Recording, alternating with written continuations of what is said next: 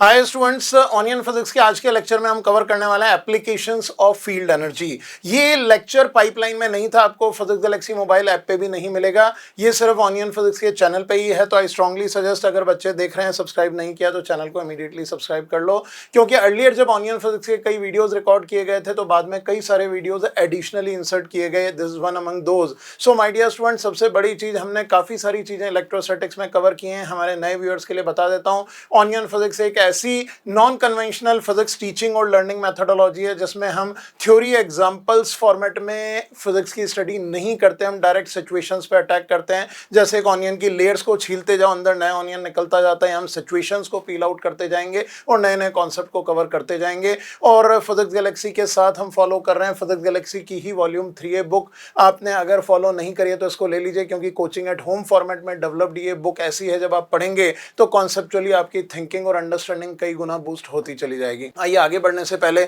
एक बार quick recap लेते हैं कि हम क्या क्या चीजें कवर कर चुके हैं। The very first we have taken up forces and field and applications. Electric field के मैकेनिक्स बेस्ड एप्लीकेशंस हमने काफी करे थे। फिर इलेक्ट्रिक पोटेंशियल और potential energy was an important section.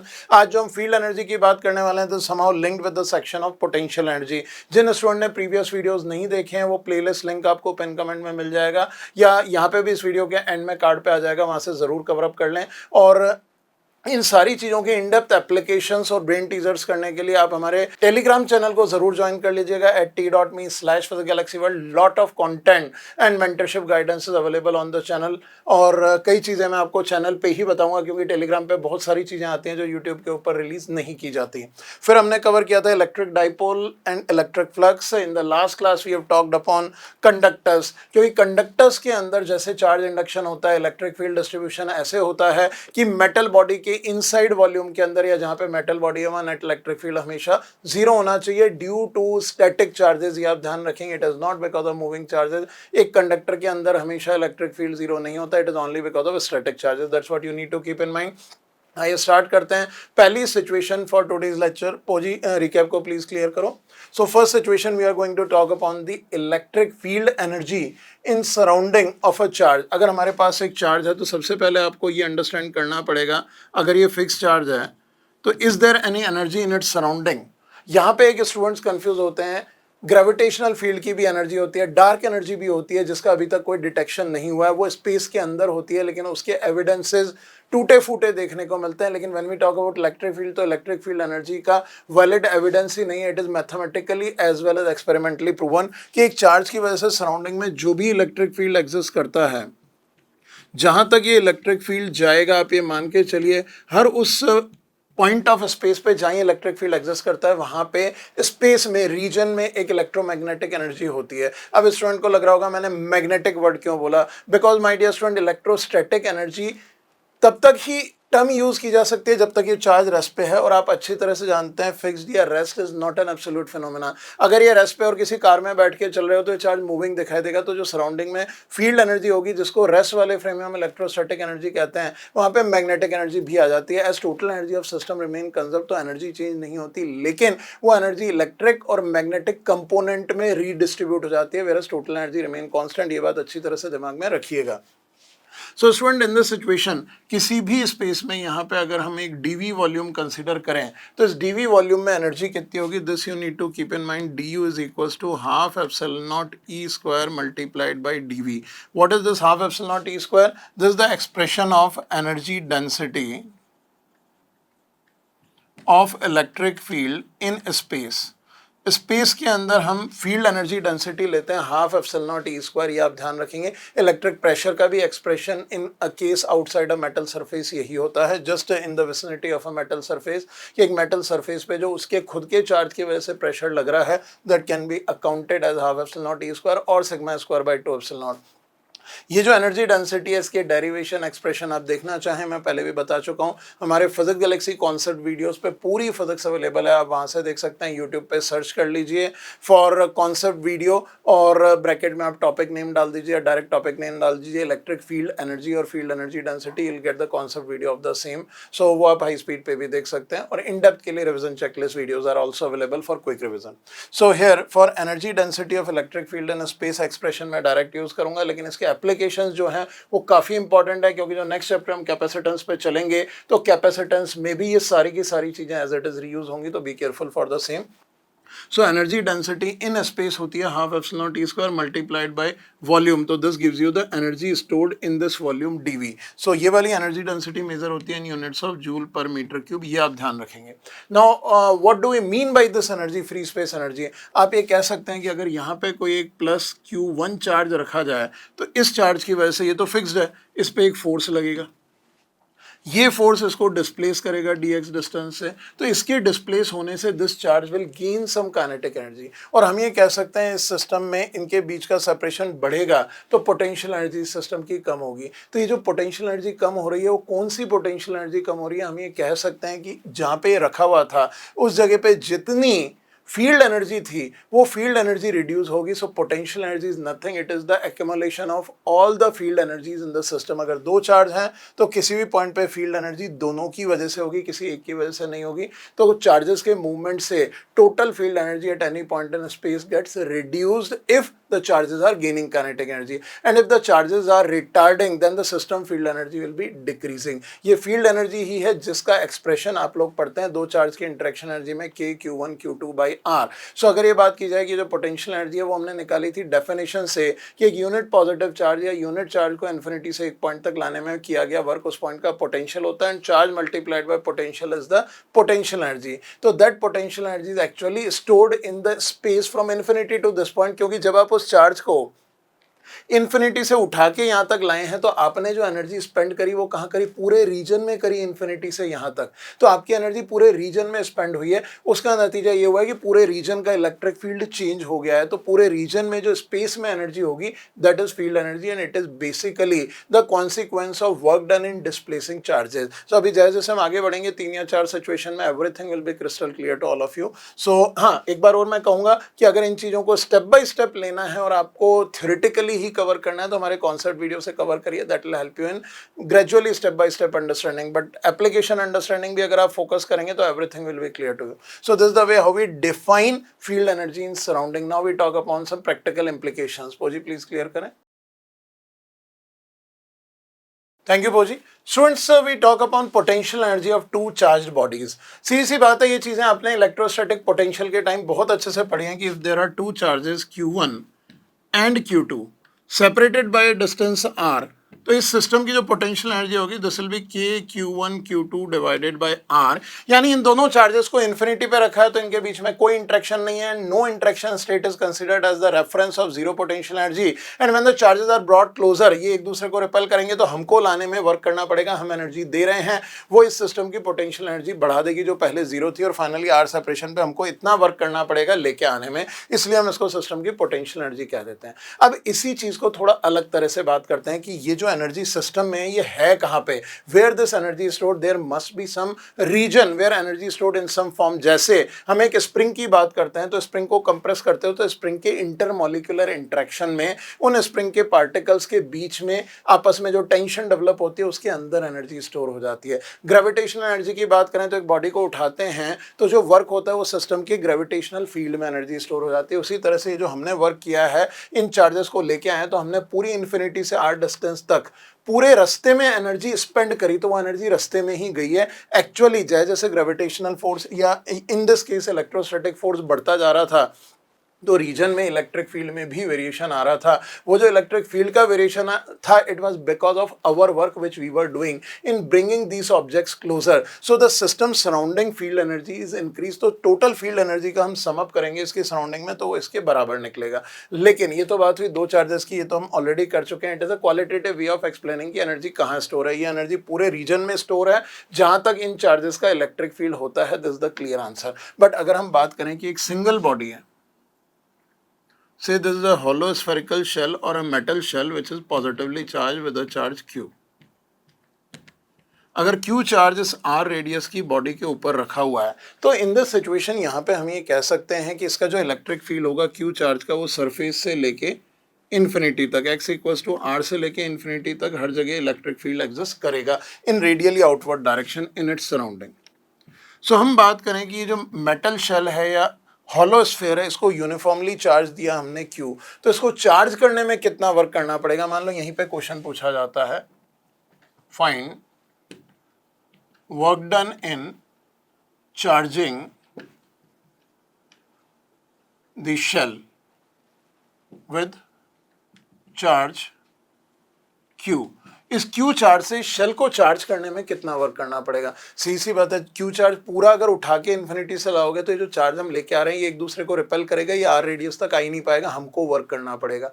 या थोड़ा थोड़ा dq करके लेके आते हो, say considering dq charges being brought to this shell, तो अभी जो पहले आ गया वो आने वाले को रिपेल करेगा, तो हर dq को लाने में ज्यादा वर्क करना पड़ेगा। So in that case we can state what is happening over here, हम वर्क कर रहे हैं मतलब सिस्टम की पोटेंशियल एनर्जी बढ़ रही है। तो इस बॉडी को Q चार्ज तक चार्ज करने में जितना हमने वर्क किया वो हम ये कह सकते हैं इस बॉडी की self energy. This is a very important term my dear students, you need to keep in mind, self energy is never ignorable in case of point charges, because point charge के अंदर self energy almost tending to infinity होती है, तो consider की ही नहीं जाती, क्योंकि पॉइंट चार्ज की सेल्फ एनर्जी में कोई वेरिएशन नहीं आता। ये हर पॉइंट आप दिमाग में रखेंगे। Where in case of any extended body means which is not a point charge, we can say whatever charge is there it must have some self energy and it has to be accounted in variety of calculation और numerical application. तो यहाँ पे अगर dq charge को लाने का work निकाला जाए तो दो तरीके से हम निकालेंगे। पहले तो dq को लाने का वर्क, इन्फिनिटी का पोटेंशियल 0 और Q चार्ज आ चुका है तो इसका potential KQ by R, work done dW will be equals to dQ multiplied by potential differences KQ by R minus 0। We integrate it from 0 to Q, this gives you the total work done and you can see the work done is coming out to be KQ square by 2R. So this is the work done and the same is written as self energy of this uniformly charged shell whether conducting और hollow spherical shell. अगर surface पे charge Q है और uniform charges हैं तो इसको charge करने में इतना वर्क करना पड़ेगा और यही इसकी सेल्फ एनर्जी कहलाएगी। This is the potential energy of a charged body. Again I am repeating, point charge के लिए आप नोट्स में अलग से लिख लो, पॉइंट चार्ज की self energy is excessively high, क्योंकि रेडियस 0 है तो ये वाली एनर्जी टेंडिंग टू इन्फिनिटी हो जाएगी। बट हम इसकी बात इसलिए नहीं करते क्योंकि पॉइंट चार्ज के केस में कभी भी वो पॉइंट हमेशा पॉइंट ही रहेगा, पॉइंट फूल के बड़ा नहीं होता है। तो पॉइंट चार्ज की पोटेंशियल एनर्जी या सेल्फ एनर्जी अनऑल्टर्ड रहती है, इसलिए इसको दोबारा काउंट नहीं किया जाता। ये बात हमेशा आप ध्यान रखेंगे। So in this situation here we can state जो वर्क डन है वो इतना है। अब इसी चीज़ को हम पूछें कि ये वाली एनर्जी स्टोर्ड कहाँ है, तो मैंने आपको बताया था पोटेंशियल एनर्जी स्टोर्ड होती है उस रीजन में जहाँ पे इलेक्ट्रिक फील्ड होता है। तो यहाँ इलेक्ट्रिक फील्ड R से इन्फिनिटी तक है, तो R से इन्फिनिटी तक के रीजन में जो इलेक्ट्रिक फील्ड है उसकी फील्ड एनर्जी का हम अगर सम अप करेंगे तो यही वैल्यू निकल के आएगी। Let us have a look on that also. पोजी प्लीज स्पेस क्रिएट करें। थैंक यू पोजी। सो पोजी ने जगह तो जरा सी बनाई है, बट आई थिंक पोजी को पता है कि इससे ज़्यादा जगह मुझे नहीं चाहिए होगी। सो अगर इस सराउंडिंग के अंदर फील्ड एनर्जी हमको कैलकुलेट करनी है तो व्हाट विल बी डूइंग, यहाँ से x डिस्टेंस पे will consider a spherical shell like this. So here we are considering the spherical shell of width dx। ये जो dx विड्थ की स्फेरिकल शेल है, इस शेल के अंदर जो एनर्जी होगी उसको हम R से लेके इन्फिनिटी तक इंटीग्रेट करेंगे तो पूरे रीजन की एनर्जी आ जाएगी। तो इस शेल का सबसे पहले आप वॉल्यूम देख सकते हैं, dv, all of you should know the volume of elements is 4 pi x square dx। I strongly suggest, अगर स्टूडेंट्स को एलिमेंट के केस में डाउट रहते हैं तो बहुत फास्ट पेस पे अगर चीज़ें बिल्डअप करनी है तो हमारे कॉन्सेप्ट वीडियोस में मैथमेटिकल टूल्स के अंदर जो सेक्शन है इंटीग्रेशन का वो कवर कर लीजिए। I think with in couple of minutes 25-30 minutes में आपको सारे एलिमेंट की अंडरस्टैंडिंग बिल्ड हो जाएगी। So here dv is 4 pi x square dx। तो इसके अंदर एनर्जी जो d होगी वो होती है half epsilon not e square into dv. So when you put it half epsilon naught, electric field at a distance x is written as kq by x square whole square into 4 pi x square dx. So this is the value of du. So total energy will be integration of this expression from r to infinity. आप करके verify कर लीजिएगा, you will get the result kq square by 2r. It verifies, जो मैंने आपको कहा था mathematical verification है, इसके प्रैक्टिकल वेरिफिकेशंस भी हैं बट वहाँ पे अभी नहीं जा रहे हैं। मैथमेटिकली R से लेके इन्फिनिटी तक के रीजन में जो एनर्जी डेंसिटी को इंटीग्रेट किया हमने वॉल्यूम के साथ, तो जो एनर्जी निकल के आ रही है it is actually the same work done which was required to place a charge on this hollow spherical body uniformly with the uniform charge distribution। और हम ये भी कह सकते हैं कि अगर यहाँ पे इस स्फीयर को बस्ट कर दिया जाए, छोटे छोटे पार्टिकल में स्प्लिट कर दिया जाए, तो पार्टिकल एक दूसरे से रिपेल होंगे। तो जब ये इन्फिनिटी पे पहुंचेंगे तो इन सारे पार्टिकल्स की काइनेटिक एनर्जी का सम क्या होगा? तो आप ये भी कह सकते हैं एज अ क्वेश्चन, उन सारे पार्टिकल्स की काइनेटिक एनर्जी का सम होगा kq²/2r, क्योंकि अभी यहाँ पे रस पे थे और पोटेंशियल एनर्जी इतनी थी, जब इन्फिनिटी पे होंगे पोटेंशियल एनर्जी 0 हो जाएगी, तो sum of kinetic energy of all these particles is going to be kq²/2r। That's what you need to keep in mind. अब इस पे बेस भी कुछ और एप्लीकेशंस हैं, have a look on that. पोजी प्लीज क्लियर करें। थैंक यू पोजी। Students, there is another example in front of us. एक और सिचुएशन है जिसपे हमको अटैक करना है। क्वेश्चन है, हमारे पास दो मेटल के कॉन्सेंट्रिक शेल्स हैं और इनर शेल का रेडियस है, आउटर का भी, चार्जेस Q1 Q2 है। हमको पता है कॉन्सेंट्रिक स्फेरिकल शेल्स हैं तो चार्जेस यूनिफॉर्मली डिस्ट्रीब्यूटेड होंगे। डायग्राम में बनाने की जरूरत नहीं है, कभी क्वेश्चन में ऐसा लिखा हो तो भी ये मान के चलना कि अगर मेटल शेल्स हैं तो ऑटोमेटिकली ये यूनिफॉर्म डिस्ट्रीब्यूशन ही रहेगा। ये चीजें दिमाग में बिठा लो या नोट्स में नोट करते जाओ। चीजें जैसे जैसे नोट्स में एक्यूमुलेट होंगी वैसे वैसे दिमाग और बेटर ओपन होता जाएगा। In the situation question is asking find the total electrostatic energy of the system. Total electrostatic energy में आप हमेशा ध्यान रखेंगे only in case of point charges self energy को काउंट नहीं करना। जीरो ले लो, मत ही लो, क्योंकि उस सिस्टम की सेल्फ एनर्जी में पॉइंट चार्ज की सेल्फ एनर्जी जो चेंज कभी होती ही नहीं है यूनिवर्सली, तो उसको अकाउंट नहीं किया जाता। लेकिन इसके अलावा जैसा भी सिचुएशन दिया जाए, अगर पॉइंट चार्ज नहीं है तो you need to calculate the total work done in building this system. बस बिल्डिंग मतलब पहले इसके ऊपर Q1 चार्ज डाला और इसके ऊपर Q2 चार्ज डाला। इस सिचुएशन में तो जो वर्क होगा वो हमको निकालना है। तो पहली बात, अगर हम आइसोलेटेड फॉर्म में डिस्कस करें तो हम ये कह सकते हैं इस पे जो Q1 चार्ज आया, उस Q1 चार्ज को लाने का वर्क डन, इसकी सेल्फ एनर्जी। अब इसको उठा के बाहर निकाल लो और इस बड़े वाले पे Q2 चार्ज लाने का वर्क, इसकी सेल्फ एनर्जी। फिर इन दोनों को प्लेस करो एक दूसरे के अंदर और कॉन्सेंट्रिक फॉर्म में ले आओ, तो भी ये दोनों एक दूसरे को रिपेल करेंगे। तो जब लेके आएंगे तो फिर जो वर्क होगा इनकी इंटरेक्शन एनर्जी। सो इस टोटल एनर्जी का जो सम होगा, तीन वर्क हुए, इसको चार्ज करना, इसको चार्ज करना इंडिपेंडेंटली और फिर लाके इस सिचुएशन में प्लेस करना, तो इन तीनों वर्क का जो सम होगा वो इसकी इलेक्ट्रोस्टैटिक एनर्जी होगी। भैया तो ये दिमाग में बिठा लो, electrostatic energy is defined as total work done in building the system in the given configuration and shape. अगर कंफ्यूजन है 10 सेकंड की वापस से इस वीडियो को रिवाइंड करके जो डेफिनेशन मैंने बोली वो दिमाग में बैठाओ। This will be extremely helpful for you. Now in this situation अगर इसकी टोटल एनर्जी देखी जाए तो इसको चार्ज करने का वर्क होगा kQ1²/2a प्लस इसको अलग से चार्ज करने का वर्क होगा kQ2²/2a। अब Q1 को उठा के बाहर से लाके Q2 में रखने का वर्क, तो इसके अंदर हर पॉइंट पे Q2 की वजह से पोटेंशियल होगा kQ2/b, और Q1 चार्ज लाके रख लें, भले बड़ा चार्ज है छोटा चार्ज है, inside potential of a spherical shell is constant and it is equal to that of the surface। तो जो प्लस वर्क होगा इसको उठा के लाने में वो होगा Q1 multiplied by V which is kQ2/b। ये इस क्वेश्चन का आंसर है, डायरेक्टली लिख दिया मैंने। Individual self energy of systems plus interaction energy which is charge multiplied by the potential difference between the points where the charges are brought. तो तीनों work आ गए, पहले को चार्ज करने का वर्क, दूसरे को चार्ज करने का वर्क, और पहले को उठा के दूसरे के अंदर रखने का वर्क। अब कई स्टूडेंट्स को लग रहा होगा हम ये कैसे कह सकते हैं कि यही होगा, हम इसको मैथमेटिकली प्रूव भी कर सकते हैं। इस केस में अंदर तो इलेक्ट्रिक फील्ड होगा 0, यहाँ से x डिस्टेंस पे अगर हम एक P1 पॉइंट लें तो electric field at point P1 हम ये कह सकते हैं इट इज kQ1/x²। इसके बाहर बात करें P2 पॉइंट पे तो electric field at point P2 हम कह सकते हैं, क्योंकि भी दोनों चार्जेस की वजह से होगा, this k times Q1 plus Q2/x², where x is the distance from center। ये तो समझ में आ गया। अब electric field exist from A to B with this expression it varies, then from B to infinity with this expression it varies। तो हम क्या करते हैं, इस पूरे सिस्टम की टोटल एनर्जी फील्ड एनर्जी से इंटीग्रेट करके निकाल लेते हैं। यहाँ से x डिस्टेंस पे एक स्फेरिकल शेल ले लेंगे which is of width dx। ये dx width का स्फेरिकल शेल लिया हमने और इसकी एनर्जी निकाली। फिर इसके बाहर यहाँ पे हमने dx वर्थ का इस P2 पॉइंट के ऊपर भी dx वर्थ का एक स्फेरिकल शेल लिया, सेम ऑफ रेडियस x, फिर यहाँ फील्ड एनर्जी निकाली। तो अब देखो एक्सप्रेशन क्या बनेगा।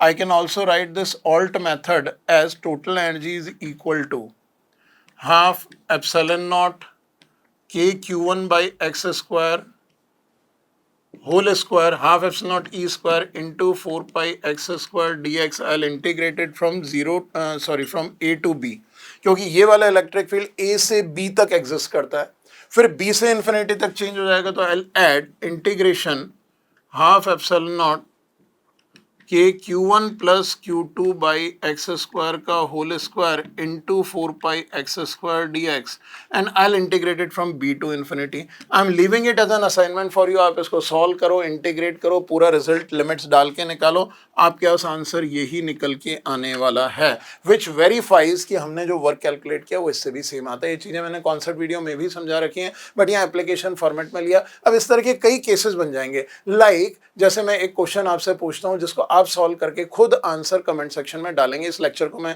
ज़्यादा स्ट्रेच नहीं करूंगा, but this is important for you to answer this question, क्योंकि अब इसके बाद आता है एक सॉलिड यूनिफॉर्मली चार्ज्ड स्फीयर की सेल्फ एनर्जी क्या होगी। तो अब आप क्या कर सकते हैं, जो फिजिक्स गैलेक्सी वॉल्यूम 3 ये बुक है, इस बुक के अकॉर्डिंग फॉलो करें चीज़ों को। इस बुक में बहुत सारे फील्ड एनर्जी के केसेस दिए हुए हैं, लिंक पिन कमेंट में आप चेक कर सकते हैं, और इस बुक के केसेस को डेवलप करें और कोशिश कीजिए कि बुक को अच्छे लाइट वाले रूम में पढ़ें। कभी भी कोई रीडिंग करने के लिए मैंने हमेशा आपको बताया कि रूम प्रॉपर्ली लाइट होना चाहिए और बुक आपके सामने टेबल पे होनी चाहिए। लेट के बैठ के बुक्स को पढ़ना इज नॉट गुड। कई स्टूडेंट पीडीएफ को कंप्यूटर मॉनिटर पे पढ़ते हैं, तो आंखों को सीधी रख के भी आपको बुक पढ़ने की हैबिट नहीं होनी चाहिए। अगर करना भी है तो मॉनिटर को लिटा लो, अगर पीडीएफ पढ़ना है तो मॉनिटर को लिटा लो और उसको ऊपर से देख के पढ़ने की कोशिश करो, लेकिन इट इज़ नॉट गुड, क्योंकि रीडिंग के लिए more precisely either you use Kindle के जो डिवाइसेस आते हैं वो इस तरह से पेपर बुक फॉर्मेट के अंदर बनाए गए हैं जो कि आपके आइज पे स्ट्रेन नहीं डालते, इसलिए रीडिंग कभी भी कंप्यूटर मॉनिटर पे नहीं करनी चाहिए। Either you do it on Kindle और use a physical book that's helpful for all of you. So in this situation में इसका थोड़ा सा मॉडिफाइड फॉर्म में लेता हूँ और वो एक क्वेश्चन आपके लिए एज अ होम असाइनमेंट है, निकाल के कमेंट सेक्शन में आंसर पोस्ट कीजिएगा। इसी क्वेश्चन के अंदर Q1 Q2 चार्जेस है, मेटल शेल है। अगर हमने इन दोनों के बीच में एक स्विच लगा दिया और इस स्विच को क्लोज कर दिया, आप अच्छी तरह से जानते हैं जैसे ही स्विच क्लोज करेंगे अंदर वाला चार्ज सारा बाहर चले जाएगा। अब बाहर चले जाएगा तो ऑब्वियसली सिस्टम की एनर्जी में चेंजेस होंगे। So in this situation when it goes out तो सर्टेनली क्या हुआ, एनर्जी में चेंजेस हुए और करंट फ्लो हुआ है तो कुछ ना कुछ हीट प्रोड्यूस होगी। क्वेश्चन ही यही है, you need to calculate the amount of heat produced in this situation. अब इसकी हीट की कैलकुलेशन आपको करनी है, बहुत आसानी से हो जाएगा, मैं बता देता हूँ, लेकिन इसका जो सेकंड पार्ट है वहाँ थोड़ा सा आपको दिमाग लगाना पड़ेगा। इसकी हीट कैलकुलेशन के लिए जब सारा चार्ज बाहर चले जाएगा तो जो सिस्टम की एनर्जी होगी वो निकाल लीजिए, इनिशियल एनर्जी ये फाइनल एनर्जी, ये दोनों का difference will be amount of heat produce. अब next part of this question is, instead of closing this switch, ये तो खुला ही छोड़ दिया हमने, अंदर वाले क्या अर्थ से कनेक्ट किया है और फिर यहाँ पे एक स्विच लगाया, अब इस स्विच को क्लोज किया। तो जब हमने अंदर अर्थ कनेक्ट करा और स्विच क्लोज किया तो अब कितनी अमाउंट ऑफ हीट प्रोड्यूस होगी और दोनों हीट का आपको रेशियो कैलकुलेट करना है। This I am leaving as assignment for you to calculate और कमेंट सेक्शन में आंसर डालना है। सेकंड केस की हीट, फर्स्ट केस की हीट भी निकालो, सेकंड की भी निकालो और दोनों का रेशियो निकालो, देखते हैं कितने को स्टूडेंट्स इसको सही आंसर पोस्ट करते हैं। बट आई स्ट्रांगली सजेस्ट कि किसी भी स्टूडेंट ने अगर कोई आंसर पोस्ट कर दिया पहले तो बाकी बच्चे उसी के ऊपर थ्रेड में डिस्कशन करें। नए नए थ्रेड अगर ओपन करेंगे तो डिस्कशन आप लोग ही प्रॉपर नहीं कर पाएंगे और शायद हमारी टीम या मुझे भी इतना टाइम नहीं मिलेगा कि मैं सारे थ्रेड को देख के उनके ऊपर कमेंट कर सकूं। लेकिन यस, अगर एक या दो ही थ्रेड है तो उन पे शायद हम भी कमेंट करेंगे तो मजा आएगा डिस्कस करने में। So my dear student, when we talk about the analysis of field energy, situation मैंने दो ही ली है लेकिन इसमें केसेस 4-5 हो गए, एक ओटीबीटी केस भी लास्ट में आपको थिंकिंग बिल्ड करनी है और रिजल्ट निकाल के डालना है। सो इसको अपने आप को डेवलप कीजिए और एक्स्ट्राऑर्डिनरी लेवल पे इलेक्ट्रोस्टैटिक को बूस्ट कीजिए, बुक को फॉलो कर लें और टेलीग्राम t.me/physicgalaxy world जरूर ज्वाइन कर लें, ताकि अभी जो चीज़ें इस टेलीग्राम के ऊपर आने वाली हैं वो आपको और अच्छे लेवल के ऊपर बूस्ट करेंगी। Let us conclude this section over here, wish you all the best.